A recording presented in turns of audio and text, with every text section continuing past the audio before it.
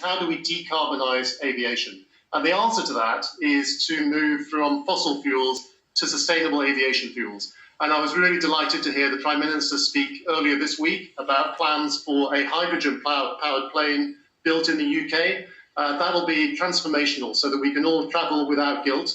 But most of all, before then, we need to focus on developing at scale synthetic fuels in the UK, combining hydrogen and captured carbon, so that we can avoid having fossil fuels producing carbon into the air.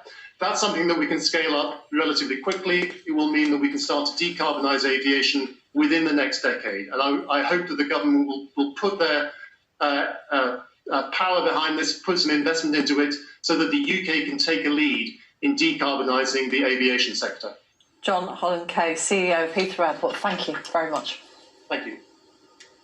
Downing Street has said that pubs will be allowed to open 6 a.m. tomorrow morning. You'd really need a drink, wouldn't you, if you were queuing up at that time?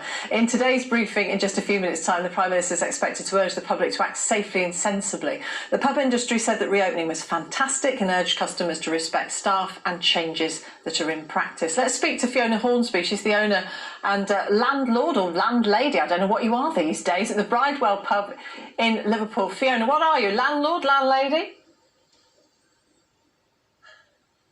Can we hear her? Oh no, we were so excited to be speaking. Fiona, she's come back to life. The picture's now moving. Fiona, tell us a bit about your pub. It's quite an unusual building, isn't it? It's an old Victorian lock-up, so it's actually very well suited for social distancing. Yeah, and people, if they don't behave, you've probably got a key you can turn. Tell us how excited we've got. Say again. Yeah, we're super excited. Can't wait to get open.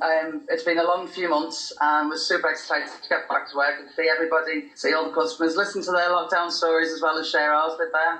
It must have been a very eerie sort of experience for you, sort of pooching around a building like that on your own.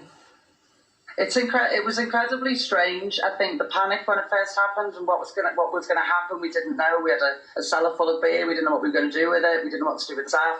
The government